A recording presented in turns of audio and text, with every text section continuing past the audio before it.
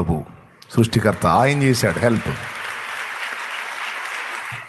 ఇన్నాళ్ళకి తిరిగావు ఆయనకి వెళ్ళి, ఇక నిలబడని చెబుతున్నా నేను అందరికీ. ఇప్పుడు సరిగ్గా నీ మనోనేత్రాలు వెలిగించబడ్డాయి.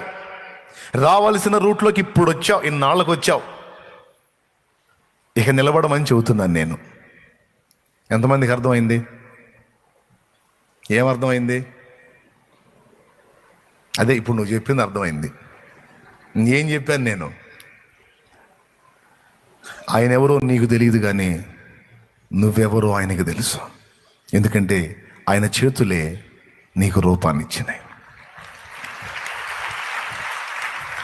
తల్లి అయిన మరచునేమో నేను నిన్ను మరువను, చూడుము నార చేతులలో నిన్ను చెక్కియున్నాను. తల్లి అయిన మరచునేమో నేను నిన్ను మరువను, చూడుము నార చేతులలో నిన్ను చెక్కియున్నాను.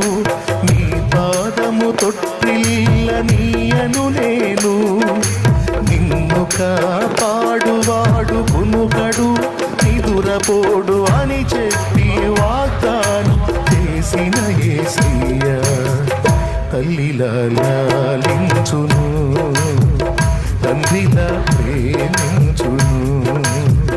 తల్లిలా లాలించును, తండ్రిలా ప్రేమించును.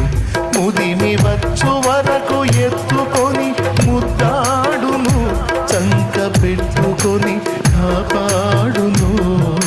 యేసయ్య తల్లిలా లాలించును, తండ్రిలా ప్రేమించును.